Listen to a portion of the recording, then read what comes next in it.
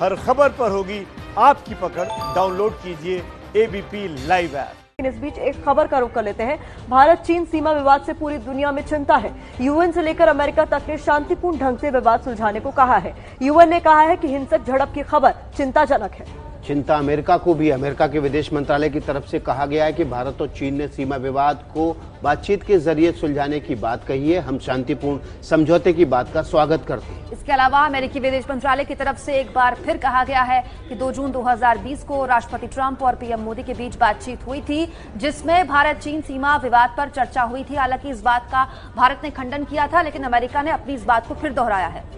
जी हाँ, और हमारे साथ इस वक्त नीरज राजपूत और प्रणय उपाध्याय दोनों संवाददाता जुड़े हुए हैं। प्रणय उपाध्याय के पास चलते हैं। प्रणय, डिप्लोमेटिक लेवल पर भी बातचीत चल रही है इस मुद्दे को लेकर और कोशिश की जा रही है कि डिसएंगेजमेंट हो।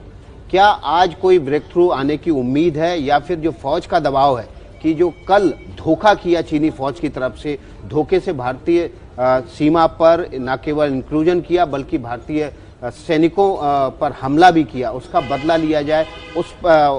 इस दबाव का असर, इस बदले की कार्रवाई की मांग का असर डिप्लोमेटिक एफर्ट्स पर भी होगा? देखिए विकास, डिप्लोमेटिक एफर्ट और मिलिट्री एंगेजमेंट दोनों ही लगातार चल रहे थे और चीन ने इसी कार्रवाई के दौरान ये धोखे की कार्रवाई की है। लेकिन जोश के साथ साथ होश भी रखना जरूरी है। ये संबंध जो है, जिस तरीके के भारत और चीन के रिश्ते हैं और दोनों देशों की जो अंतर्राष्ट्रीय हैसियत है, उसके मद्देनजर भारत कहीं भी इस मामले को एस्केलेट करता हुआ नजर नहीं आना चाहता है। और जाहिर तौर पर जितनी भी कोशिशें हो रही हैं उच्च स्तर पर, कल प्रधानमंत्री ने भी देर शाम इस मामले में अपने मंत्रिमंडल के वरिष्ठ सहयोगियों के साथ बैठक की, बातचीत की।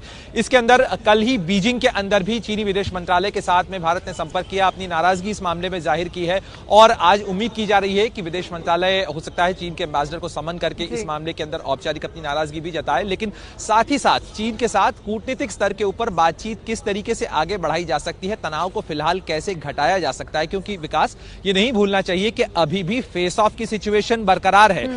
लाइन ऑफ एक्चुअल कंट्रोल पे करीब 100 किलोमीटर के स्ट्रेच के ऊपर 3-4 जगह पे जो फेस ऑफ की सिचुएशन पिछले 1 महीने से चल रही थी, वो अभी भी बरकरार है। तो ऐसे में 3488 किलोमीटर की इस लाइन ऑफ एक्चुअल कंट्रोल पे ये तनाव कहीं ज्यादा न बढ़े। लेकिन जाहिर है इस तरीके की घटना हुई है तो पूरे लाइन ऑफ एक्चुअल कंट्रोल के ऊपर जो नियंत्रण, जो सतर्कता है वो बढ़ती जा रही है और जो अलर्ट है वो बढ़ाया गया है। इन सब के बीच बड़ी खबर जान लीजिए। कनाडा के प्रधानमंत्री जस्टिन ट्रूडो ने पीएम मोदी से वास्तविक नियंत्रण रेखा यानी LAC की मौजूदा स्थिति पर बात की है। अपने ट्वीट पर बाकायदा उन्होंने कहा है कि LAC पर मौजूदा स्थिति समेत क्षेत्रीय और वैश्विक मुद्दों पर हमारी चर्चा हुई है। नीरज राजपूत हमारे सहयोगी हमारे साथ जुड़े हैं, उनका भी रुख कर लेते हैं। नीरज, देखिए इतिहास गवाह है कि युद्ध से कभी किसी का फायदा नहीं हुआ है, लेकिन 20 जवान बहुत बड़ी क्षति है। ये डिफेंस लेवल पर अगर बात करें तो किस ओर बढ़ रहे हैं हम, क्या कुछ चर्चाएं चल रही?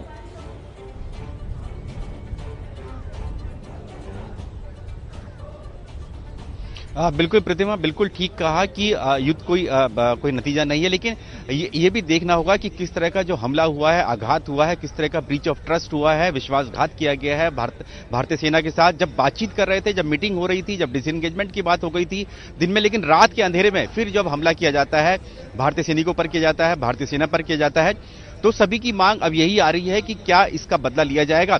और जिस तरह की हम लोग देख रहे हैं, चाहे वो मिलिट्री लीडरशिप हो या फिर पॉलिटिकल लीडरशिप इस वक्त हो, वो अनप्रेडिक्टेबल है, उनके बारे में नहीं कहा जा सकता है। और इस तरह की रणनीति के आगे का कदम क्या होगा, सेना का कदम क्या होगा, बता के नहीं होगा, लेकिन होगा जरूर। मैं बता सकता हूं आपको कि इस जो 20 सैनिकों की शहादत हुई है, इसका बदला किसी भी ना किसी तरीके से जरूर लिया जाएगा भारतीय सेना द्वारा।